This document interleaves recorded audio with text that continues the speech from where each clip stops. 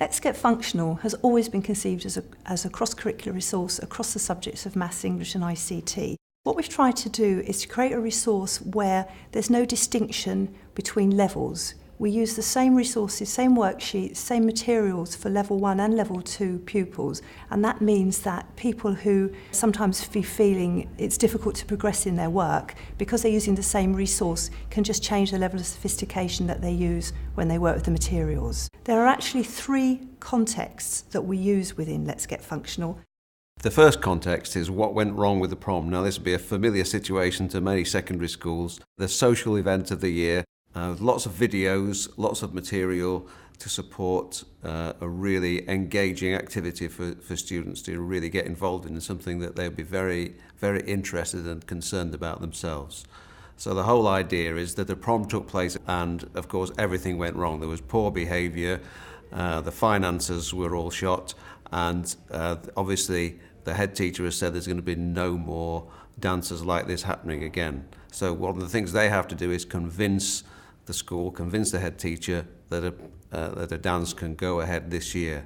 So lots of information they need to find out, to work out the finances, the cost of the ticket, how they're going to get there, where they're going to have the event, and of course lots of ICT involved in making the presentations effective to make it a convincing argument that they should have a dance this year. Our second context is visitors from overseas, which provides the teaching staff with the familiar context of visiting relatives or close family friends who need entertaining and need to be shown around within a budget. Now, this particular context has been reduced in terms of resources, has been made more skeletal to give staff more scope for developing their own ideas and making sure that the project goes well. It allows a chance for the students to be offered something which is specific to their locale. At the heart of this resource is a set of profiles of visitors which follow the style of a social networking page, and also gives the visitors a chance to say what their interests are, what they're hoping to do, but more importantly, how much they've got in their currency. So straight away, the project allows you to use international exchange rates as a way of working out what's the appropriate money.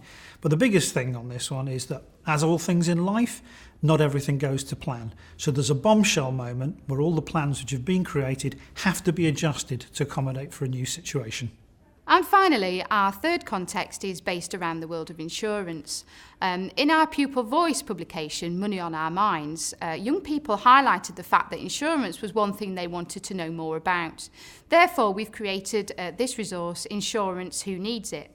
This can be used as part of the Let's Get Functional programme or as a standalone resource about insurance. In this section, we've concentrated on key themes and particularly have looked at extended warranties and travel and holiday insurance, as we felt that this was a product that young people may encounter in their everyday lives.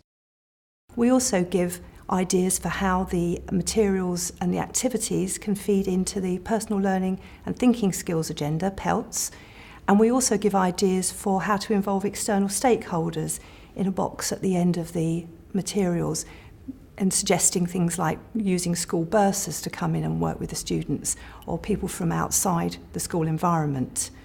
We also try to give some pointers to assessment for each of the modules, and so that teachers have got some idea how they might like to work with the materials to help assess progress and see impact of the work that the children are doing.